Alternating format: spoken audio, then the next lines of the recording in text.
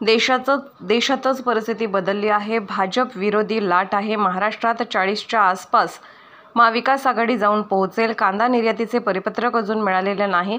जनतेचा रोष देशभरात आहे। एकाला उमेदवारी दिली की दुसरा नाराज होतोच। महायुतीतच नव्हे, महायुतीत तेच आहे। नसीम खान यांची नाराजी दूर।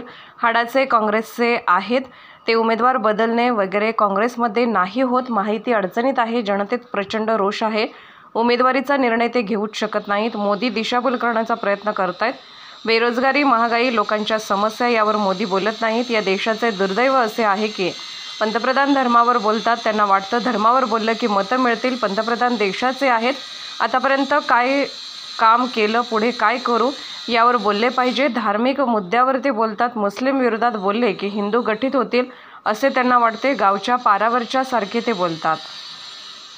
खरं सांगतो, पंतप्रधान पदाला न शोभणाऱ्या अशा काही गोष्टी दुर्दैवाने माननीय पंतप्रधान बोलत असतात आणि दिशाभूल करण्याचा प्रयत्न करतात। आपली बेरोजगारी असेल, आपली महागाई असेल, याच्यावर त्यांनी बोललं पाहिजे। देशामध्ये अर्थव्यवस्था सांगतात 5व्या क्रमांकाला, पण दरडोई उत्पन्न किती म्हटलं तर 140वा नंबर आहे आपला जगामध्ये दरडोई उत्पन्नाला। अर्थव्यवस्था 5व्या क्रमांकाला म्हणता म्हणजे इंग्लंडच्या बरोबर। हे जे आहे ना, याच्यावर त्यांनी बोललं पाहिजे। कोणत्या गोष्टी आपण करतो आहोत आणि पुढे कसं जाणार आहोत हे सांगितलं पाहिजे।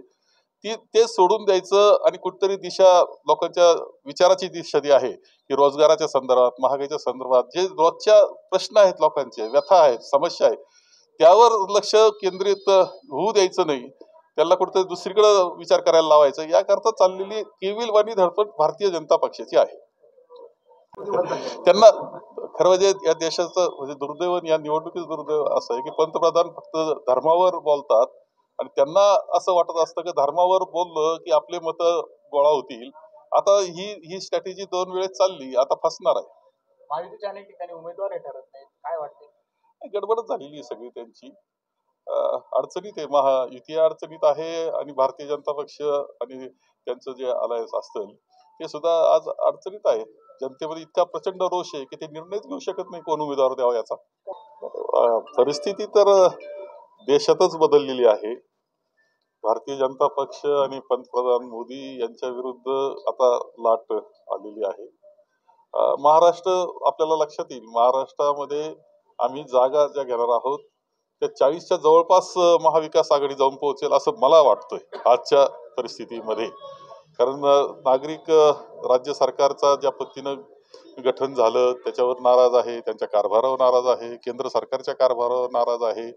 आणि नाशिकचं म्हणाल तर नाशिकचा शेतकरी हे तर पूर्णपणे अत्यंत कठीण परिस्थितीतून त्यांचं जीवन चाललेलं आहे। कांद्याचं म्हटलं, कांद्याची निर्यात बंदी उठवल्याचं अजून तरी परिपत्रक आम्हाला पाहायला मिळालं नाही। तुम्हाला कदाचित मिळालं असेल तर मला माहित नाही। घोषणा करायच्या, फसवायचं ही पद्धत भारतीय जनता पक्षाची जी आहे, या सगळ्याच्या विरुद्ध एक रोष निर्माण झालेला दिसतोय। तो देशात आहे, महाराष्ट्रात आहे आणि नाशिकमध्ये आहे। पण तुम्ही नाही हा आता त्या पातळीला झाली म्हणजे मला माहित नाही काय सांगितलं आणि काय चर्चा कोणत्या संदर्भातली आहे। परंतु नसीम भाईंचे सुद्धा नाराजी आम्ही काढू, ते सुद्धा बरोबर राहतील। ते हाडाचे काँग्रेसचे पुढारी आहेत, ते कायम राहतील। आता उमेदवार वगैरे काही बदलला जाणार नाही, मला अशी ते काय फार पद्धत काँग्रेसमध्ये नाही। आता तुमच्या आणि राऊत साहेबांची काही चर्चाही झाली, बरंच बंद दारात चर्चा, काय नाही?